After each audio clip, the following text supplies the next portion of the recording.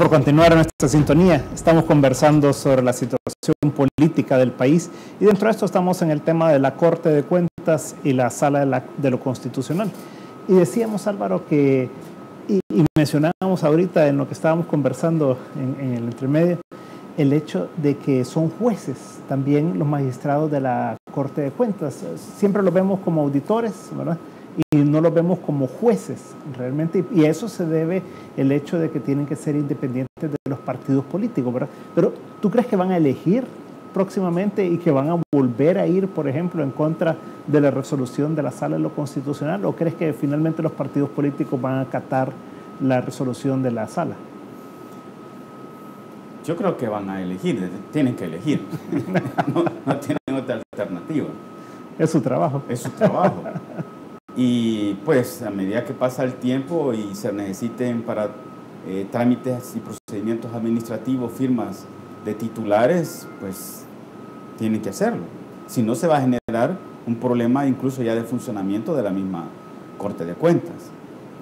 Ahora, si van a acatar lo que ha dicho la Sala, es decir, ahí tienen dos opciones.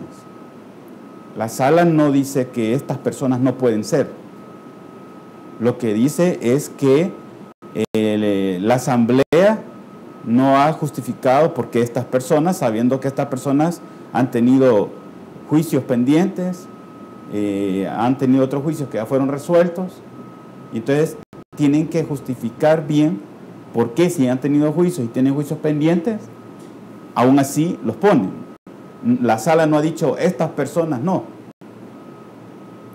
Entonces tienen esa opción de seguir insistiendo con estas personas, pero justificar, y podrían hacerlo. Y de ahí que han tenido vinculación partidaria también, ¿verdad? Ahora tienen que resolver ese otro problema, ¿verdad?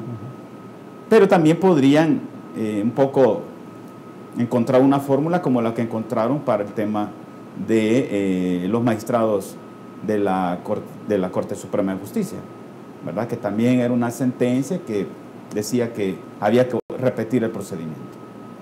Ahora, yo lo que quisiera señalar con todo esto, caso de la Corte de Cuentas y de la Sala, que sería lo que hemos estado hablando, es que en el fondo lo que nos muestra, si lo pensamos bien, es el carácter del régimen político salvadoreño. Lo que está en cuestión, en el fondo, es si nosotros vivimos y podemos denominar a esto como un régimen político democrático o no. ¿Hay elecciones? Hay elecciones.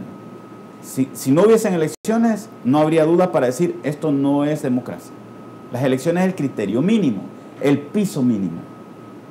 Pero la democracia, y uno ve las democracias que funcionan, o sea, las democracias realmente existentes, o sea, ni siquiera es el tema de si esto es democrático o no, porque la gente no tiene trabajo, porque la gente no tiene pan, porque la gente no tiene dónde vivir. O sea, sin meternos en esa discusión que algunos quisieran que la democracia diera esas cosas, pues para no meternos en eso, manteniéndonos todavía en el piso mínimo, cualquier democracia realmente existente tiene lo que se llama un sistema de rendición de cuentas.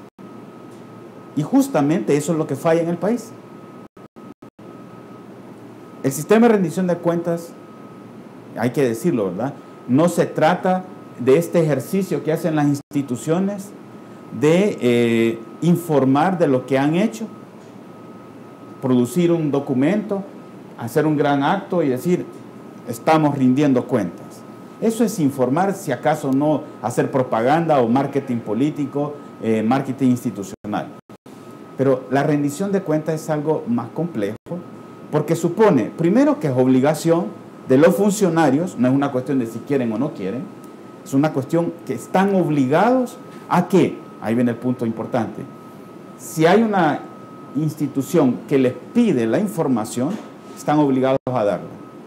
Están obligados a explicar sus decisiones y sus acciones. Y de esa explicación puede haber dos cosas. Que la institución que ha pedido las cuentas, que no solo son cuentas contables, ¿verdad? La institución que ha pedido las cuentas no esté satisfecha y pueda sancionar. Eso lo debe de hacer en un diseño democrático la Fiscalía, la Corte de Cuentas, la Sala de lo Constitucional, el Tribunal de Ética, el Tribunal Supremo Electoral. Antes teníamos, todavía está ahí, pero le quitaron las funciones a la sesión de probidad. La Procuraduría para la Defensa de los Derechos Humanos. Todas esas instituciones, si funcionaran según el diseño, eso es lo que harían, como hace la Asamblea, por ejemplo, cuando en determinadas ocasiones manda a llamar a un ministro para que vaya a explicar a una comisión, o si es el caso, incluso lo interpelan.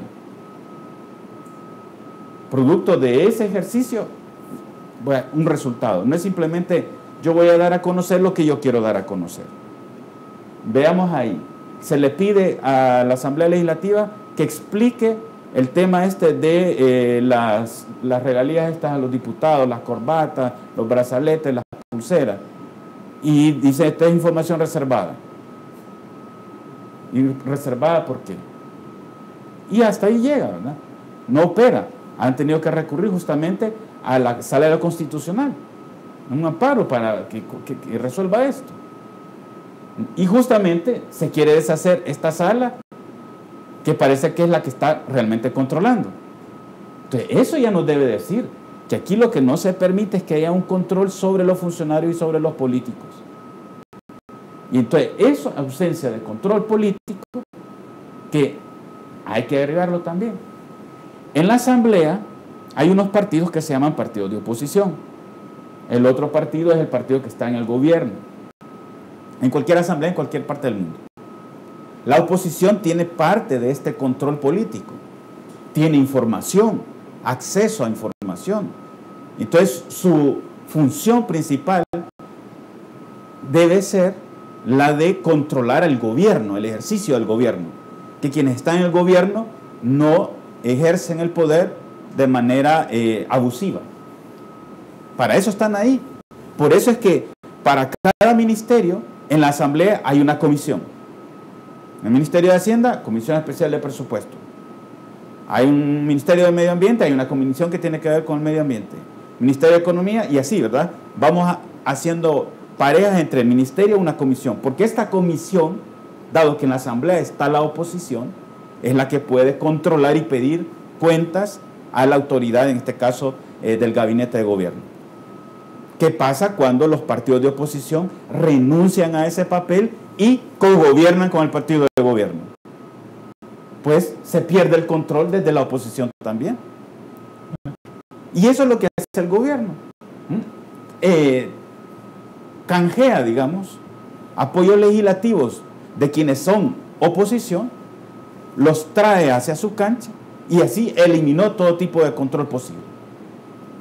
Entonces, si no tenemos control por ningún lado, en ninguna de las instituciones que están para eso, de lo que podemos dudar, y así con toda, digamos, rigurosidad científica, porque eso es lo que me toca a mí, es del carácter democrático del régimen político salvadoreño.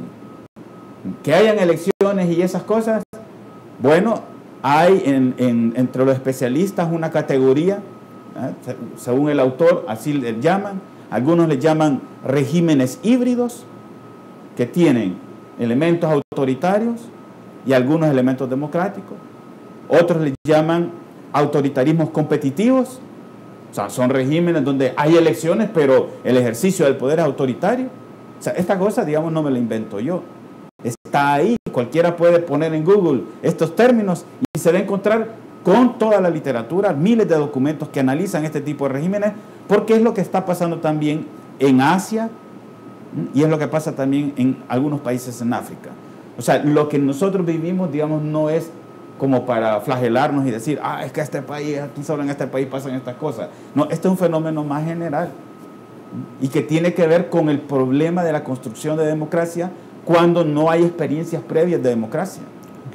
Entonces yo creo que ahí está la médula del asunto. Facundo, si entramos un poco al tema de El Salvador y Venezuela, ¿cómo te explicas tú que sale el gobierno venezolano acusando a un grupo de salvadoreños de que van a atentar contra el candidato Maduro? ¿Y por qué esa vinculación del Salvador? Primero con Venezuela, ¿por qué no escogieron a un nicaragüense o a un chileno o cualquier otro lugar, sino que El Salvador, ¿verdad? Primero. Y segundo, ¿a dónde está ese vínculo entre El Salvador y Venezuela que le permite a los venezolanos tener acceso a grabaciones en El Salvador? ¿Verdad? O sea, hay aparatos de inteligencia venezolanos aquí en El Salvador, como se ha rumorado ya por bastante tiempo. ¿Es esto una prueba de eso? ¿O por dónde lo estás viendo tú esa relación? Bueno, yo la veo cuando comienza la campaña electoral entre Maduro y Capriles en Venezuela. Era absolutamente claro, digamos, que Maduro ganaba. Este día las cosas no están claras. Entonces creo que esta información que se hizo circular en el país tiene que ver con ese hecho. La necesidad de darle oxígeno a un candidato que no logró en los días de campaña no logró expresarse con su personalidad, que tuvo que recurrir, para mí, digamos, de manera bastante grosera, a utilizar la figura de Chávez, de un difunto, a tratar de revivirla para tratar de bañarse de un poco de simpatía ante la falta de ideas, ante la falta de propuestas, ante la falta de carisma, y me imagino también que ante las dificultades que tiene con una parte de su partido, la que encabeza Diosdado Cabello, que Diosdado Cabello, o sea, si en esta elección pierde Maduro, el ganador también tendrá que agradecerle a Diosdado Cabello. Si en la contribución de Diosdado Cabello, digamos, Capriles no llega a la presidencia y no gobernaría. Entonces el tema es bastante complejo, digamos. Ahora, ¿por qué en El Salvador? Pues yo creo que hay algún grupo de personas, digamos, queriendo pasar una factura, apostando porque Maduro va a ganar y decirle, mire, yo le eché una manita. Ahora, aclaro, ese no es el FMLN. O sea, los voceros del FMLN han sido, en este caso, digamos, muy categóricos.